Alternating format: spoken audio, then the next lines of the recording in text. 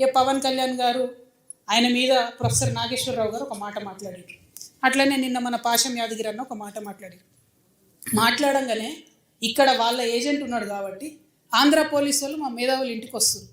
ఇట్లా చేస్తే మాత్రం ఊరుకోం, క్వశ్చనే లేదు. మాకు అన్ని రైట్స్ ఉన్నాయి, మేము అనుకున్నది మేము ఖచ్చితంగా చెప్తాం.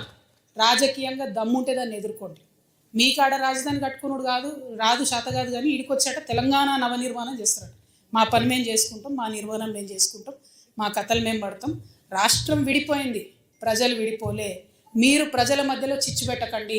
చిచ్చు పెడితే మాట్లాడేటోళ్ళు లేరు, ఊరుకుంటోళ్ళు లేరు అనుకుంటారేమో. ఇగో ఈ జెండా రాకముందు లెక్క వేరే, ఇప్పుడు లెక్క వేరే. టీఆర్ఎస్ 2.0 ఇక్కడ, టీఆర్ఎస్ 2.0 ఇక్కడ పెట్టుకుంటే మాత్రం మంచిగా ఉండదు. ఇదివరకు ఒకసారి పెట్టుకున్నారు, రాష్ట్రం వచ్చింది. ఈసారి మూతి పనులు రాలిపడతాయి. కాబట్టి మీరు మా ప్రజల్ని తక్కువ చేసి మాట్లాడడం, మా మేధావుల మీద చేయాలనుకోవడం, లేనిపోని సాంస్కృతిక పెత్తనం మా మీద రుద్దాలనుకోవడం, మీకు అక్కడ రాజధాని కట్టుకోవడం చేతగాక మీ పొలిటికల్ పంచాయతీలను తీసుకొచ్చి మా మీద రుద్దడం. ముందు మీ రాజధాని కట్టుకోండి. మా జిహెచ్ఎంసీ ఎన్నికలలో పోటీ చేసే విషయం మీరు మళ్ళీ ఆలోచిద్దాం. మా జిహెచ్ఎంసీలో ఇక్కడ సెటిల్ అయ్యి ఇక్కడ ఉన్నటువంటి ఆంధ్ర బిడ్డలు మా వాళ్ళు. గత 12 ఏళ్ళుగా వాళ్ళని మేము కడుపులో పెట్టుకొని కాపాడుకున్నాం. ఇంకా ఎన్ని ఏళ్ళైనా అట్లనే కాపాడుకుంటాం. తెలంగాణ వాళ్ళం ఎవరిని ఇబ్బంది పెట్టేటోళ్ళం కాదు. చుట్టపు చూపుగా వచ్చినా ఇంటికి వచ్చినా వాళ్ళని ఉన్నాం, వాళ్ళు మన దగ్గరే ఉన్నారు, మన దగ్గరే సెటిల్ అయిన వాళ్ళతో ఇబ్బంది లేదు.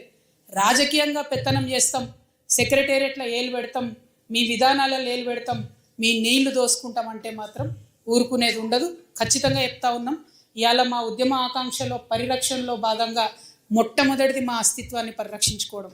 ఆ అస్తిత్వాన్ని పరిరక్షించుకోవడంలో మీరు ఆంధ్ర వాళ్ళైనా సరే, ఇక్కడ ఆంధ్ర ఏజెంట్గా ఉన్న తెలంగాణ ముఖ్యమంత్రి అయినా సరే, తెలంగాణ అస్తిత్వాన్ని క్వశ్చన్ చేసే విధంగా మాట్లాడితే మాత్రం ఊరుకునేదే ఉండదని చెప్పి ఈ సందర్భంగా తెలియజేస్తూ, మరి ఇక్కడ ఉండేటటువంటి మన ఉద్యమకారులకు నేను రిక్వెస్ట్ చేస్తూ ఉన్నా. ప్రభుత్వాన్ని మనం పదే కోరినాం. 2.5 సంవత్సరాలు అయింది.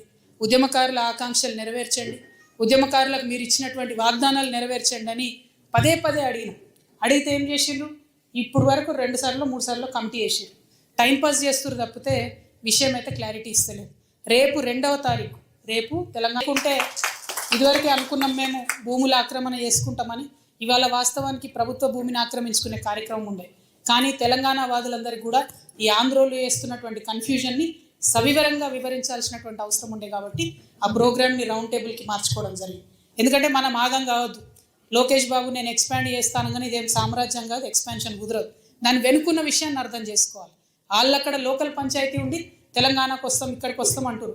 ఇదివరకు ఇక్కడికి ఆంధ్ర పార్టీలు వస్తే వాటికి ఇక్కడ ఎగ్జిస్టెన్స్ లేదని పంపించారు కదా ప్రజలు. ఇది ప్రజాస్వామ్యం, ఎవరైనా రావచ్చు, పోటీ చేయొచ్చు. కానీ ప్రజలు ఓట్లేరు అన్న విషయం తెలిసింది కాబట్టే ఇక్కడ దుకాణాలు బంద్ పెట్టుకొని అక్కడ పోయిండ్రు. ఇవాళ రాజకీయాల కోసం మాట్లాడుతున్నారు. కాబట్టి ఆ విషయాన్ని మనం ఖండిస్తూనే మన రాష్ట్రంలో మన ప్రభుత్వం నుంచి రావాల్సినటువంటి అంశాల మీద, ఆకాంక్షల మీద అందరం కూడా మాట్లాడాలని చెప్పి మళ్ళొకసారి కోరుకుంటూ, ఇప్పుడున్నటువంటి ముఖ్యమంత్రి గారికి కూడా హెచ్చరిక చేస్తున్నాం.